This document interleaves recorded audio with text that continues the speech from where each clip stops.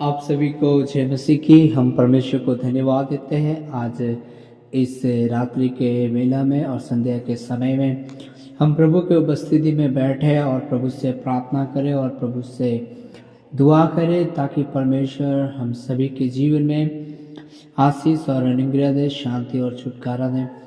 मेरे प्रियो, मैं आपसे कहने के लिए चाहता हूँ, आज परमेश्वर हमें दिन भर संभाले, इसलिए प्रभु को धन्यवाद दें और हम अपने जीवन को परमेश्वर के हाथ में प्रतिदिन सौंपते हुए आगे बढ़े, क्योंकि परमेश्वर चाहते हैं कि हम परमेश्वर की इच्छा और मर्जी पे चले, परमेश्वर की योजनाओं पे चले। हालेलुया। इसलिए हम कभी भी निराश, दुख, तकलीफ और परेशान ना हो, बल्कि परमेश्वर के हाथों में सौंपे, परमेश्वर के हाथों में दे दें। क्योंकि परमेश्वर का वचन जो पढ़ते हैं, मत्ती रचित सुसमाचार उसका 7 में लिखा है, मांगो तो तुम्हें मिलेगा, ढूंढो तो पाओगे, खटखटाओ तो तुम्हारे लिए खोला जाएगा। Praise the Lord. तो परमेश्वर कहते हैं मांगो तो मिलेगा।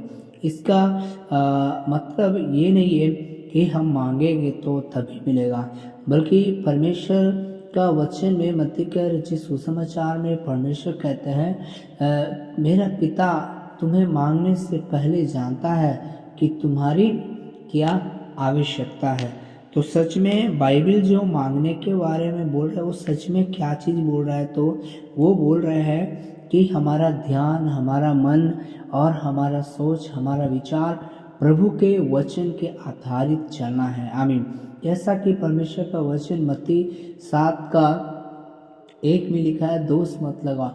लेकिन आज में से कई ऐसे परिवार है, कई ऐसे भाई है, कई ऐसे बहन है, अपने आप को नहीं देखते बट दूसरों को झांकते हैं और दूसरे की बुराइयाँ, दूसरे की गलतियाँ, दूसरों की कमियाँ और दूसरों की बुराइयाँ करते रहते हैं। तो बाइबल साफ कहती है कि तुम दोष मत लगाओ, नहीं तो तुम पे भी दोष लगाया जाएगा। तो जाहिर सी बात है, जो हम किसी के ऊपर दोष लगाते हैं या हम किसी के ऊपर गलत नज़र से देखते हैं, तो परमेश्वर से आशीष के बदले हमें श्राप और समस्या ही मिलता है। इसलिए हम सभी का जिम्मेदारी है, हम सबका एक बहुत बड़ा जिम्मेदारी होना चाहिए कि अगर हम परमेश्वर के ऊपर विश्वास करते हैं, अगर प्रभु के ऊपर विश्वास करते हैं और अगर परमेश्वर के पुत्र है, बेटा और बेटी है, अगर चाहते हैं कि परमेश्वर की आशीष, परमेश्वर की अनुग्रह हम अपने जीवन में देखें, अपने बाल बच्चे के जीवन में देखें, अपने परिवार में देखें, तो सबसे बड़ी बात है, सबसे पहले हम परमेश्वर की जो वचन है हम उसको पालन करें, क्योंकि परमेश्वर का वचन ही परमेश्वर है। क्योंकि ऐसा लिखा है, आदि में परमेश्वर ने आकाश और पृथ्वी की सृष्टि की उत्पत्ति 1:1 में लिखा है। लेकिन जब यूहन्ना 1:1 में पढ़े तो लिखा, आदि में वचन था और वचन परमेश्वर के साथ था और वचन परमेश्वर था। यानी स्वयं परमेश्वर है वचन।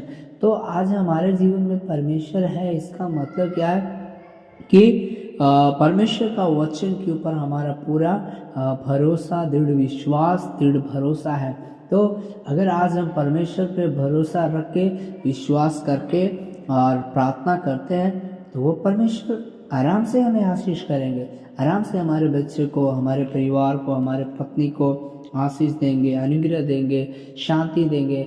हमें किस क्षेत्र में आशीष चाहिए, हमें किस क्षेत्र में बढ़ोतरी देखना है, उन्नति देखना है, अपने आप हम देखेंगे। देखिए, शत्रु हमें चाहता है हमेशा कि हम वचन के खिलाफ चले, क्योंकि शैतान को मालूम है कि जब ये वचन को पालन करेगा तो इसे आशीष मिलेगा। इसलिए जब हम वचन को पढ़ेंगे, प्रभु का वचन को पालन करके जीवन बिताएंगे, तो परमेश्वर की आशीष हमारे जीवन में होगा, मिलेंगे और हम देखेंगे। आमीन। हालेलुया। तो इसलिए परमेश्वर पे विश्वास करिए, परमेश्वर पे भरोसा करिए, परमेश्वर आपके जीवन में आशीष और अनुग्रह देंगे। आमीन। Praise the Lord. इसलिए आइए हम आपके लिए प्रार्थना करें। आप जो भी परेशानी हो, जो भी कष्ट है, जो भी दुख हो, जो भी तकलीफ में है, आप अपने आँख बंद करें और प्रार्थना करेंगे। प्रभु जी, जितने लोग इस संदेश को सुनते हैं और प्रार्थना में शामिल होते हैं, उन सभी के जीवन में आप आशीष करिए, अनुग्रह करिए, शांति और छुटकारा दीजिए। जो भी समस्या है, जो भी विरोध है, जो भी परेशानियाँ है, वो सब दूर करिए और आपका भय भक्ति में जीने के लिए प्रभु इन सभी को मदद कर आपके हाथ में सौंपते हैं, प्रार्थना यीशु के नाम से, आमीन। आप सभी को जय मसीह, गॉड ब्लेस यू। आप कमेंट बॉक्स में आपका प्रेयर रिक्वेस्ट डालकर भेज सकते हैं। प्रभु सबको आशीष दे। God bless you.